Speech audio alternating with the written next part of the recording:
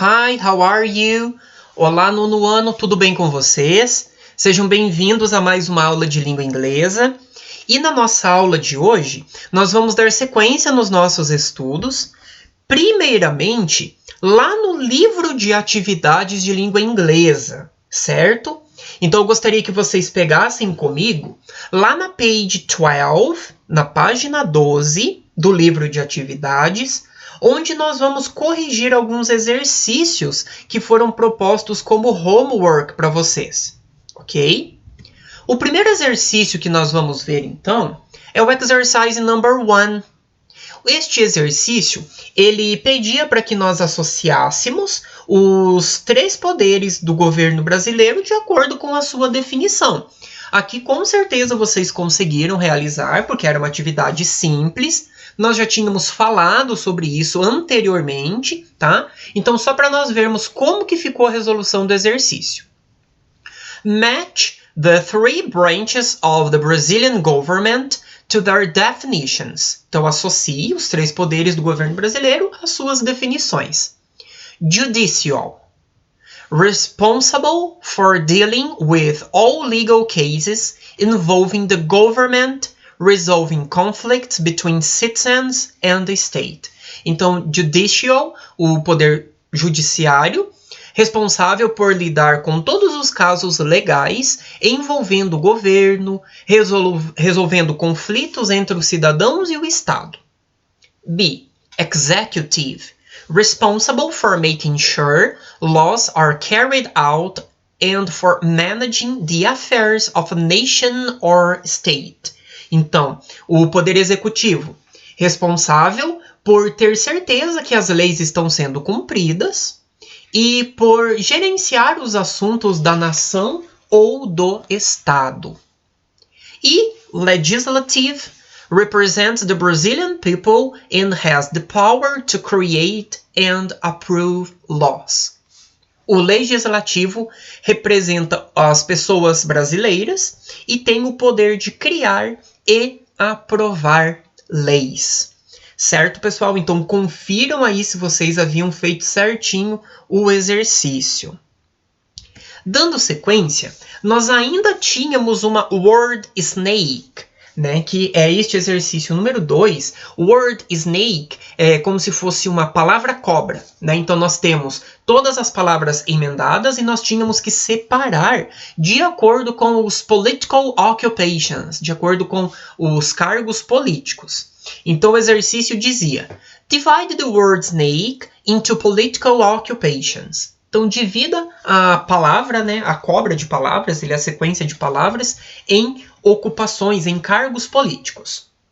Seguindo, né, a ordem das palavrinhas, ficou então senator, prime minister, deputy, councillor, congressman, president, governor, mayor e queen, certo? Então, se vocês quiserem pausar o vídeo para conferir, vocês podem fazer uma pausa, tá?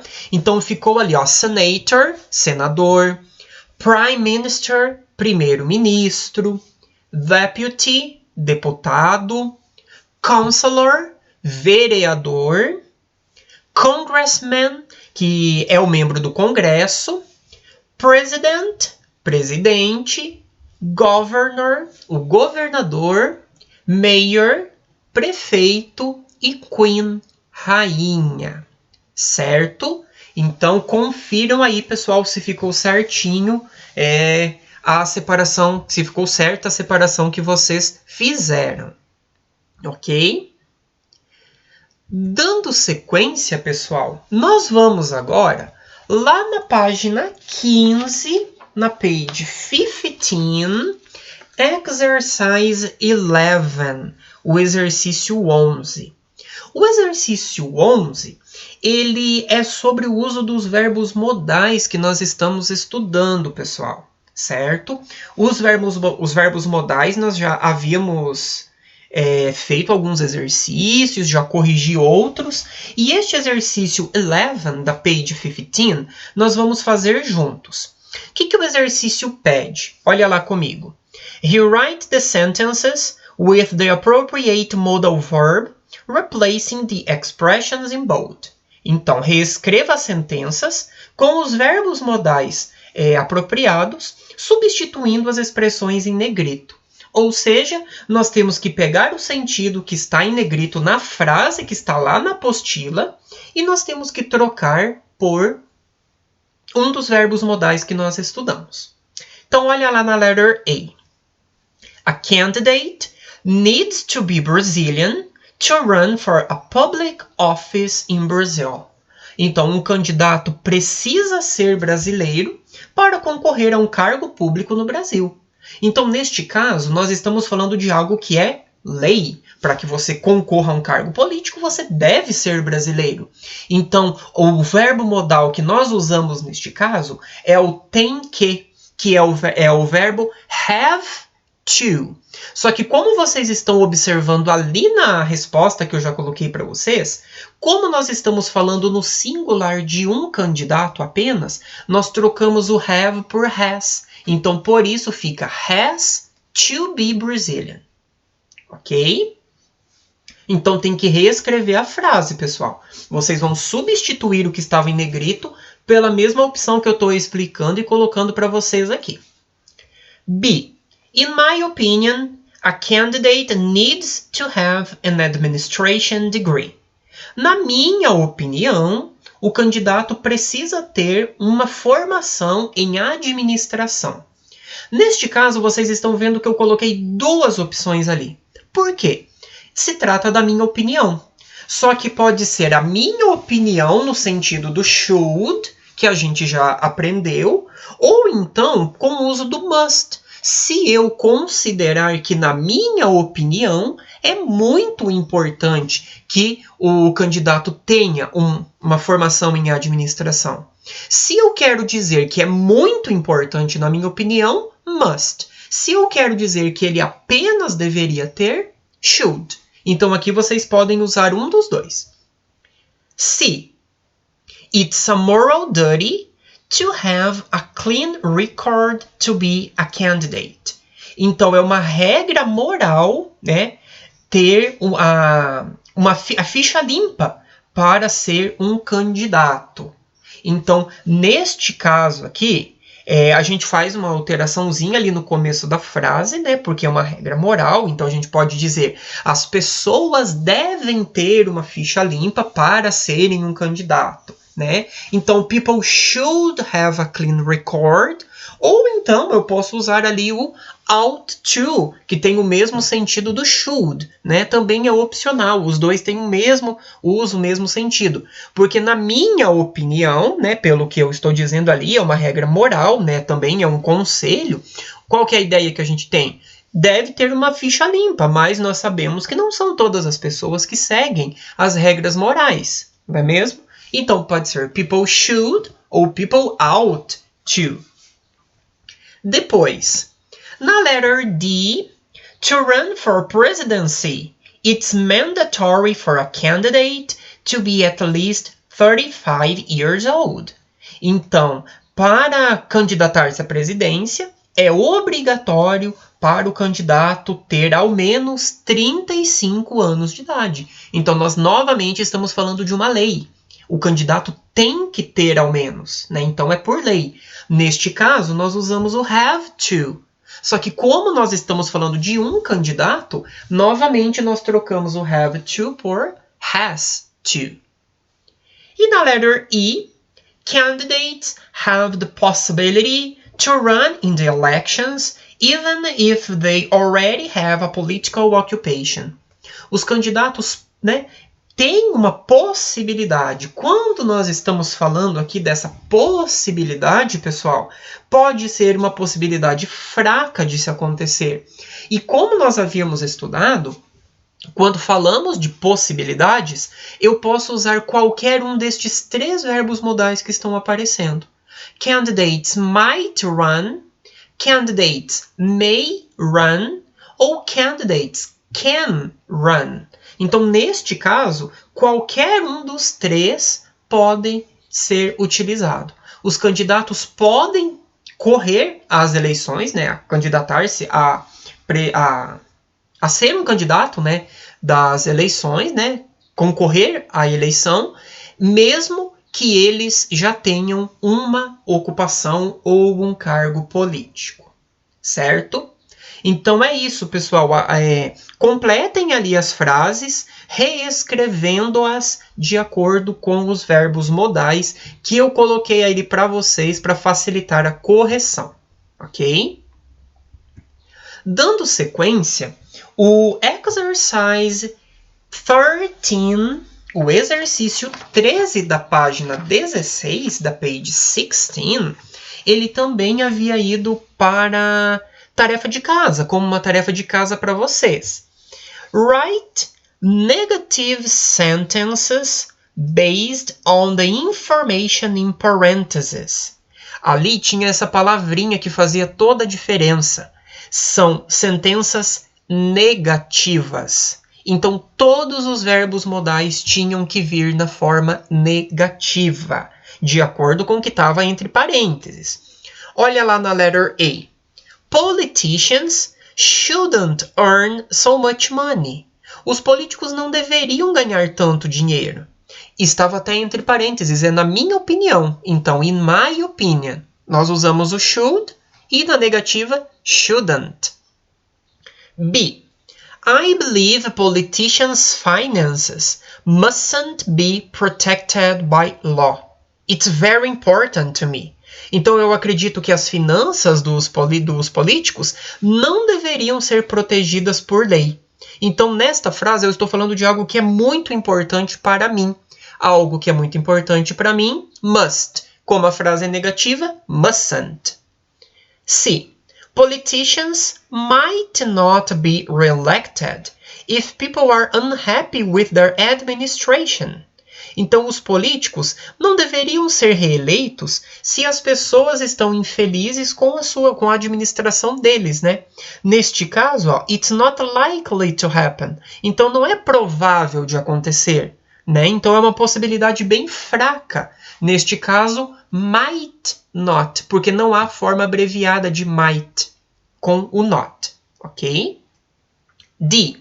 Politicians can't campaign on the election day. Então, os políticos não podem fazer campanhas no dia da eleição. Por quê? Porque é proibido. Então, o can't, ele traz essa negação de não pode. Can't campaign. Não pode fazer campanha. E candidates don't have to campaign by themselves.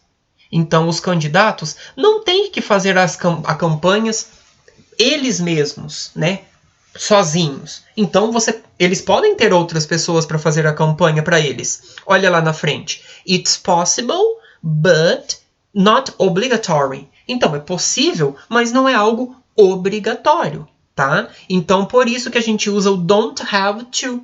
Porque lá atrás, eu já havia explicado que don't have to indica algo que é possível de acontecer, mas não é uma obrigação, ok? Então, confiram se vocês fizeram certinho o exercício 13 da page 16. Seguindo, nós vamos realizar juntos agora o exercício 14, o exercício 14, lá da página 16. Nós temos ali um desenho, né? No cantinho ali, temos uma imagem. A imagem está mostrando a ilha da Grã-Bretanha e uma moça que está trazendo a previsão do tempo. Então, embaixo ali do mapa aí dela está escrito Honest Weather Forecasting. Então, a previsão do tempo honesta. No desenho, a gente tem lá em cima Might rain a bit, not sure really. Né? Pode chover um pouco.